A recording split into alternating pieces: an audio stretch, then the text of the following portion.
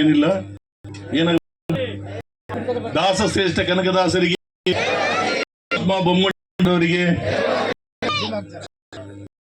ಬಂಧುಗಳೇ, ಚಿದ್ರಿ ಗ್ರಾಮ ಬೊಮ್ಮುಂಡಿ ಜನ್ಮಸ್ಥಳ ಇಲ್ಲಿ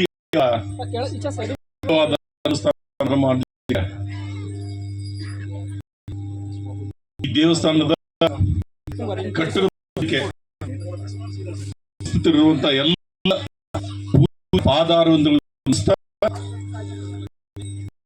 ಪುಣ್ಯದ ಕೆಲಸ ಪ್ರಾರಂಭ ಮಾಡಿ ಇಲ್ಲೆಲ್ಲ ಬಿಟ್ಟೆಕೊಂಡು ಬಂಧುಗಳು ಗುರುಗಳು ಕೂತ ರೇವಣ್ಣವ್ರ ಕೂಡ ಒಂದು ನಮ್ಮ ಸಮಾಜ ಗುರುಗಳು ನಮ್ಮ ಸಮಾಜ ನಮ್ಮೆಲ್ಲರಿಗಿರುವಂತ ಈ ಮಂತ್ರಿಗಳು ರೇವಣ್ಣ ನಮ್ಮ ಆತ್ಮೀಯ ಹಿರಿಯ ಈ ಮಾಜಿ ಮಂತ್ರಿ ಹಿಂದಿನ ಜನಪ್ರಿಯ ಶಾಸಕ ರಾಜಶೇಖರ ಅವರ ಕಿರಿಯ ಸಚಿವರು ಬೀದರ್ ಜನಪ್ರಿಯ ಸಚಿವರು ಭಾರತೀಯ ಪಕ್ಷದ ಕಾರ್ಯದರ್ಶಿಗಳು ಸಹೋದರ ಅವರೇ ಇನ್ನೊಬ್ಬ ಹಿಂದಿನ ವಿಧಾನಸಭೆಯಲ್ಲಿ ನನ್ನ ಸಹೋದ್ಯೋಗಿಯಾಗಿ ಅವರೇ ಹಿರಿಯರಾದಂತ ಶೆಟ್ಟಿ ನಮ್ಮ ನಾಯಕರು ಹಿಂದೂ ಹೋರಾಟಕ್ಕೆ ಪಡೆದಿರುವಂತ ಆತ್ಮೀಯ ನಮ್ಮ ಬೀದರ ನಮ್ಮ ಪಕ್ಷದ ನಾಯಕ ಅಂತ ಸನ್ಮಾನ್ಯ ಈಶ್ವರ ಅವರ ವೇದಿಕೆ ಹಿರಿಯರ ಸಜ್ಜನ ಎಲ್ಲರ ಹೆಸರು ತಗೊಂಡ್ರೆ ಅದರಲ್ಲೇ ನಿಮಿಷ ದಯವಿಟ್ಟು ಸೌಭಾಗ್ಯ ಈಗಲೇ ಪಾಟೀಲ್ ಅವರು ಹೇಳಿದ್ರು ಕೇಳಿದಿಲ್ಲ. ಇಡೀ ರಾಜ್ಯದಲ್ಲಿ ಎಲ್ಲಿ ಸರ್ಟಿಫಿಕೇಟ್ ಇದ್ರು ಕೂಡ ನಮ್ಮ ಜಿಲ್ಲೆಯಲ್ಲಿ ನೀವೆಲ್ಲ ಸರ್ಟಿಫಿಕೇಟ್ ತಗೋತಾ ಇದ್ದೀರಿ. ಬಹಳ ಸಂತೋಷ. ಇದಕ್ಕೆಲ್ಲ ಮತ್ತು ಮುಂದೆ ಬರುವಂತ ಎಲ್ಲ ಸಕರು ವಿಧಾನ ಪರಿಷದರು ಅದರಲ್ಲಿ ವಿಶೇಷವಾಗಿ ಇವತ್ತು ವೇದಿಕೆ ಮೇಲೆ ಹಾಸಿರುವಂತ ರಾಜಶೇಖರ್ ಪಾಟೀಲ್ ಅವರು ಮತ್ತು ಅವರ ತಂದೆಯವರು ಬಸವ ಪಾಟೀಲ್ ಹುಮ್ನಾಬಾದ್ ನಮ್ಮ ನಿರಂತರ ನಮ್ಮ ಸಮಾಜಕ್ಕೆ ಒಳ್ಳೆ ಆಶೀರ್ವಾದವನ್ನು ಮಾಡ್ಕೊಂಡು ಬಂದಿದ್ದಾರೆ. ಇವತ್ತು ಸ್ಮರಣೆ ನಮ್ಮದೇ ಸಮಾಜದ ಸಹೋದರ ಜಾತಿ ಪ್ರಮಾಣದ ಸಮಸ್ಯೆ ವಿಷಯವನ್ನು ಆತ್ಮಹತ್ಯೆ ಮಾಡುವಂತ ಸಂದರ್ಭದಲ್ಲಿ ನಾನು ವಿಧಾನ ಪರಿಷತ್ನಲ್ಲಿದ್ದೆ.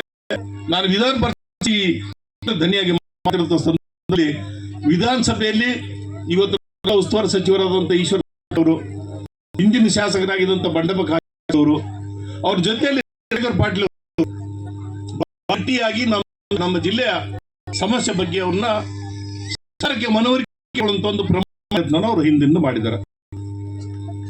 ನಮ್ಮ ಜಿಲ್ಲೆ ಹೌದು ನಮ್ಗೆ ಸ್ವಲ್ಪ ತೊಂದರೆ, ಯಾವಾಗ ನಮ್ಗೆ ತೊಂದರೆ ಆಗಿದೆ. ಹಿಂದೆ ಕೂಡ ನಮ್ಮ ಶಾಸಕರೆಲ್ಲರೂ ನಮ್ಮ ಜೊತೆಯಾಗಿ ನಿಂತಿದ್ದಾರೆ. ಈಗೂ ನಮ್ಗೆ ಶೈಲೇಂದ್ರ ವಿಧಾನಸಭೆಯಲ್ಲಿ ಇದ್ದಾರೆ. ಹಾಗಾಗಿ ನಂಗೆ ತುಂಬಾ ಧೈರ್ಯ ಇದೆ. ನಮ್ಮ ಸಮಾಜಕ್ಕೆ ಯಾವ್ದಂತ ತೊಂದರೆ ಅನ್ನೋಂತ ವಿಶ್ವಾಸ ಬಂಧುಗಳೇ, ಈಗ ಹೇಳಿದ್ರು ನಮ್ಮ ಜಿಲ್ಲೆಯಲ್ಲಿ ನಿಮ್ಗೆ ಎಲ್ಲರಿಗೂ ಎಷ್ಟು ಸಿಗುತ್ತೆ. ಮಹಾತ್ಮ ಬೊಮ್ಮುಂಡೇಶ್ವರ ಅವರೇ ಈ ಜಿಲ್ಲೆಯಲ್ಲಿರುವಂತ ಎಲ್ಲ ಗೊಂಡ್ರೆ ಕುರುಬರು ಸೈದ್ಧಾಂತಿಕ ನೆಲೆ ಮಹಾತ್ಮ ಬೊಮ್ಮುಂಡೇಶ್ವರರ ಪುತ್ಥಳಿಗಳು ಹೆಚ್ಚು ಕಮ್ಮಿ ನಮ್ಮ ಪ್ರತಿ ಗ್ರಾಮದಲ್ಲಿ ಇದೆ. ಈ ಗ್ರಾಮದಲ್ಲಿ ಬೊಮ್ಮುಂಡ ಮೂರ್ತಿ ಇಲ್ಲ ಅನ್ನಲ್ಲ. ಮಾನ್ಯ ರೇವಣ್ಣ ಸಾಹೇಬ್ರೆ ತಮಾಷೆಯಿಂದ ನಮ್ಮ ಎಲ್ಲ ಸಮಾಜದ ಮುಖಂಡರ ನಿರಂತರವಾದ ಹಲವಾರು ಪರಿಶ್ರಮದಿಂದ ಎಲ್ಲ ಊರುಗಳ ಬೊಮ್ಮುಂಡೇಶ್ವರದ ಮೂರ್ತಿ ಅನಾವರಣ ಆಗಿದೆ. ಬೀದರ್ನಲ್ಲಿ ಕೂಡ ಅನಾವರಣ ಆಗಿದೆ. ಆದ್ರೆ ಇವತ್ತು ಬಹಳ ಸಂತೋಷ. ನಮ್ಮ ಪಂಡಿತ್ ಚಿದ್ರಿ ಅವರು ಮತ್ತು ಪತ್ನಿ ಗೀತಾ ಪಂಡಿತ್ ಚಿದ್ರಿ ಅವರು, ಅವರಿಬ್ಬರ ಪರಿಶ್ರಮದಿಂದ ಮತ್ತೆ ನಮ್ಮ ಸ್ವಾಗತ ಸಮಿತಿ ಅಧ್ಯಕ್ಷ ಎಲ್ಲಿದ್ದಾರೆ? ಸೋಮಶೇಖರ್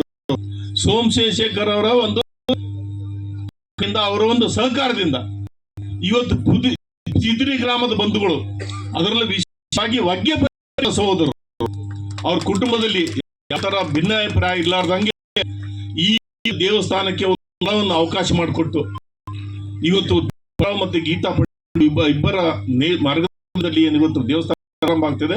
ನಮ್ಗೆಲ್ಲರೂ ವಿಷಯ, ದೇವಸ್ಥಾನ ಸಾಮೂಹಿಕ ಸಾಂಖ್ಯಿಕ ದೇವಸ್ಥಾನ ಆಗಬಾರ್ದು, ಇದು ವೈಭವಪೂರ್ಣವಾದಂತಹ ದೇವಸ್ಥಾನ ಆಗಬೇಕು.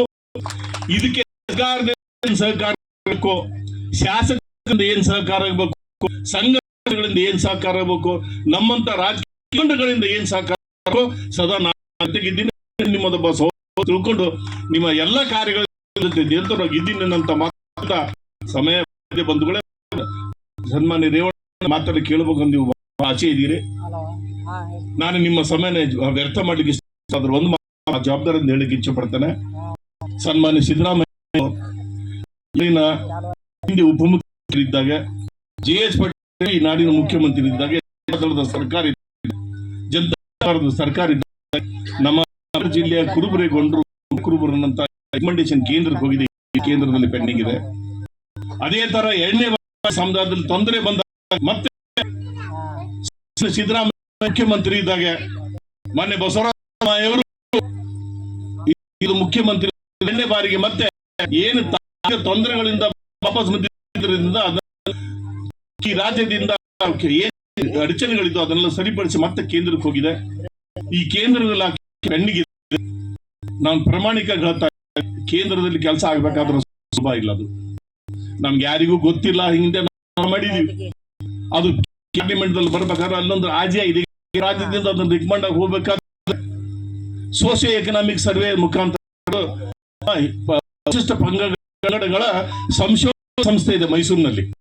ಆ ಸಂಶೋಧನೆ ಸಂಸ್ಥೆ ರಿಕಮೆಂಡೇಶನ್ ಆದ ಮೇಲೆ ನಮ್ಮ ಮಾನ್ಯ ಹಿಂದಿನ ಮಂತ್ರಿಗಳು ಮತ್ತೆ ಉಪಮುಖ್ಯಮಂತ್ರಿ ಎರಡೆರಡು ಬಾರಿ ಕೇಂದ್ರಕ್ಕೆ ಕಳಿಸಿದರೆ ಅದು ಇಲ್ಲಿನ ಪರಿಶಿಷ್ಟ ವರ್ಗಗಳ ಸಂಶೋಧನೆ ಸಂಸ್ಥೆ ಒಂದು ಕುಲಶಾಸ್ತ್ರ ಅಧ್ಯಯನದ ಆಧಾರದ ಮೇಲೆ ಕಳಿಸಿದ್ದಾರೆ.